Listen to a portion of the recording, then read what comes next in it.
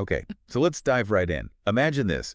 The market's taking a nosedive, and suddenly, you're seeing those portfolio numbers just plummet, right? It's a scenario I think we can all relate to, Hmm. and it's enough to make anyone kind of sweat a little bit. But what if we could see this market turmoil, not as a threat, but as like a potential opportunity? Yeah. That's what we're going to be talking about today. We're going deep into an article from The Motley Fool. It's called 3 Things You Shouldn't Do If the Stock Market Crashes. And trust me, these strategies are all about, not just surviving a market crash, but potentially actually thriving in its aftermath. Yeah. So let's get into it. Yeah, it's fascinating, how our brains work, right? I mean, when the market starts to tank, that fear just takes over. Oh, yeah. Suddenly, everyone's scrambling to sell, often locking in losses, and they totally miss out on that recovery that could follow. It's like almost an instinct, isn't it? Right. So the first point the article hits on is don't panic sell. Yeah. Easier said than done, right? Right. Especially when you see your hard-earned money seemingly vanishing, right? Yeah. Staying calm can feel impossible. So what are some things people can do to avoid making those rash decisions? Well, it's all about preparation, really. Before any sign of a crash, you should have, a solid investment plan, something you can refer back to. Remind yourself why you chose those investments in the first place. Right. And remember, diversification is your friend. You don't want to put all your eggs in one basket, right? Yeah. So that if one sector takes a hit, your whole portfolio isn't wiped out. Okay, so it's like having an emergency plan for your finances, right? Exactly. So long-term holding, riding out those dips, that's generally the best approach then. Generally, yes. But imagine you suddenly need a large sum of money for, I don't know, an unexpected expense, maybe a medical emergency. Or maybe you lose your job and need to access funds quickly. You see, in those situations, holding long-term might not be feasible. Yeah, that's a good point. There are always exceptions to the rule. Seems like flexibility is key. Yeah. Okay, on to point number 2. Don't miss new opportunities. This reminds me of that, famous Warren Buffett quote. Be fearful when others are greedy, and greedy when others are fearful. Yeah, he's basically saying when the market crashes and everyone else is panicking, that's when savvy investors can swoop in and buy high-quality assets at a discount. It's like, Black Friday for the stock market. So how do you identify those high-quality assets amidst the chaos? Yeah. Surely not every stock that drops in price is a good deal. Right, exactly. You need to look beyond just the price tag and dig into the company's financials.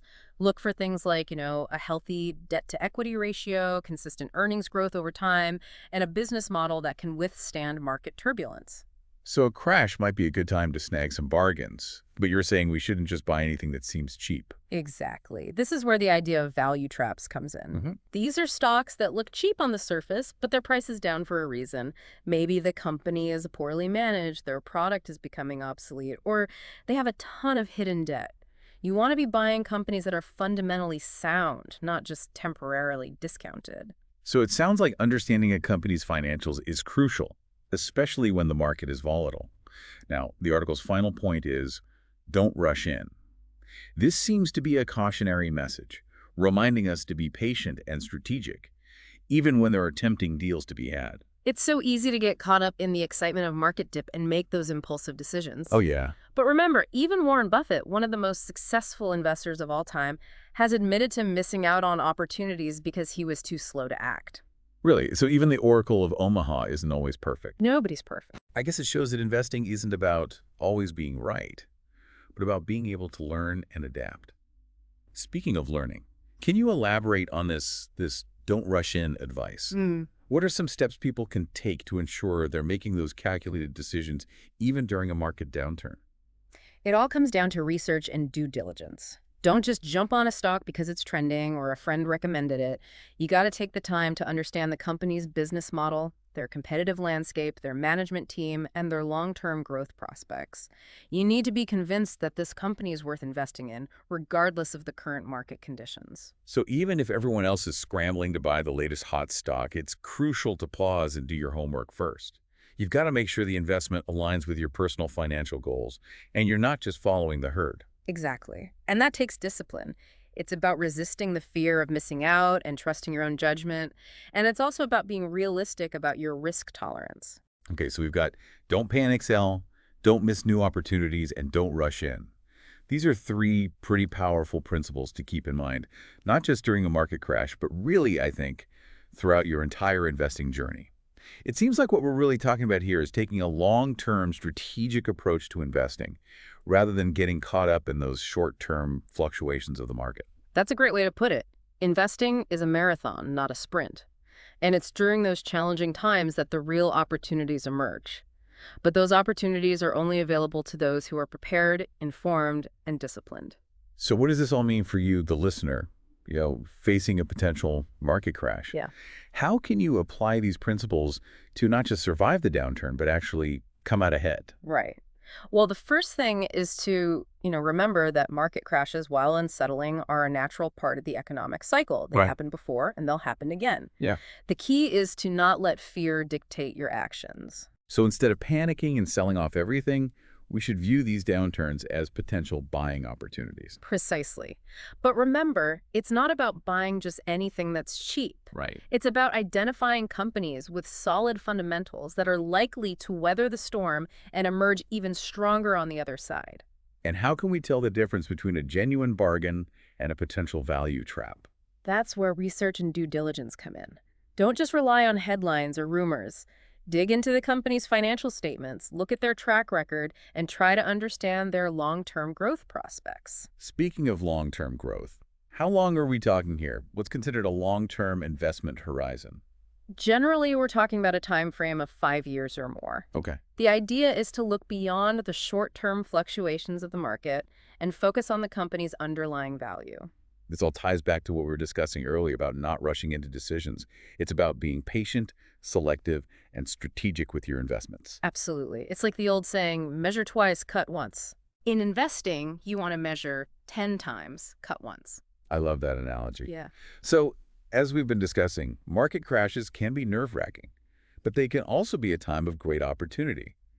It's about shifting our perspective from fear to one of calculated risk and potential reward. What's fascinating here is that the principles we've been talking about, staying calm, doing your research, focusing on the long term, aren't just relevant during market crashes. Oh, interesting. They're essential for successful investing in any market condition. So it's not just about surviving a crash, it's about thriving in the long run. Exactly. By applying these principles consistently, you can position yourself to not only weather market storms, but to actually come out ahead. It sounds like we're talking about a fundamental shift in mindset, moving away from reacting emotionally to market events and toward a more strategic, disciplined approach. You're absolutely right. It's about taking control of your investments and not letting your emotions control you.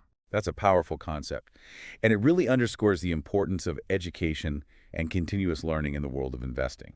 Knowledge is power, especially when it comes to navigating the complexities of the financial markets. So for those listening who might be feeling a bit overwhelmed by all this talk of market crashes and investment strategies, what's one key takeaway you'd like them to remember? I'd say the most important thing is to not let fear paralyze you.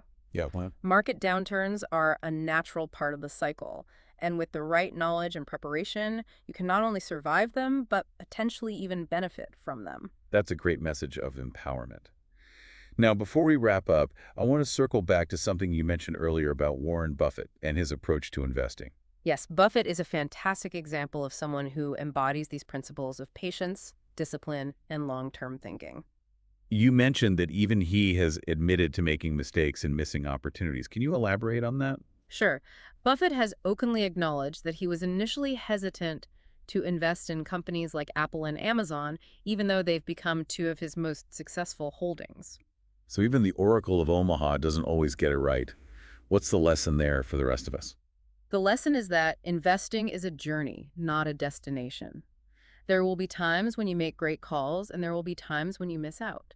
The important thing is to learn from your experiences, both good and bad, and to continuously refine your approach. That's a very insightful perspective. It's about embracing the learning process and understanding that there's always more to discover. And I think that's a perfect segue into our final thought for the listeners today. Okay, I'm intrigued. What's the final nugget of wisdom we're leaving them with? Think about this. How might understanding these principles of investing change your approach not just to market crashes, but to your entire financial journey? That's a powerful question. It really encourages listeners to step back and think about their long-term goals, their risk tolerance, and their overall investment philosophy. Exactly. It's about moving beyond the fear of short-term market fluctuations and embracing a more strategic, informed approach to building wealth over time. And that, my friend, is the essence of successful investing. Well said. I think this deep dive has provided our listeners with some valuable food for thought. I agree. I hope they found it both insightful and empowering.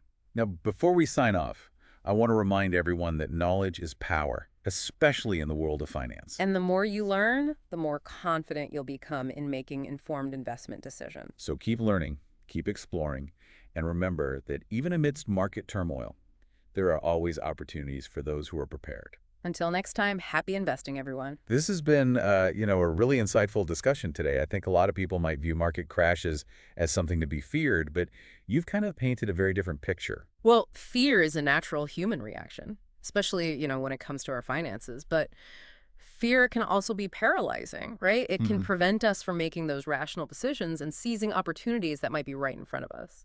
So how can we, I guess, shift our perspective from that fear to one of opportunity, especially when it comes to something as, potentially volatile as the stock market? Well, it starts with education, I think. The more we understand about how markets work, the less intimidating they become. Right. We start to see those patterns. We recognize historical trends, and we realize that market downturns, while, uncomfortable, are just a normal part of the cycle. Like anything else in life, right? The Yeah. more you understand something, the less scary it becomes. You mentioned those historical trends. Are there any specific examples from the past that illustrate how those market crashes can actually create opportunities for those who are prepared?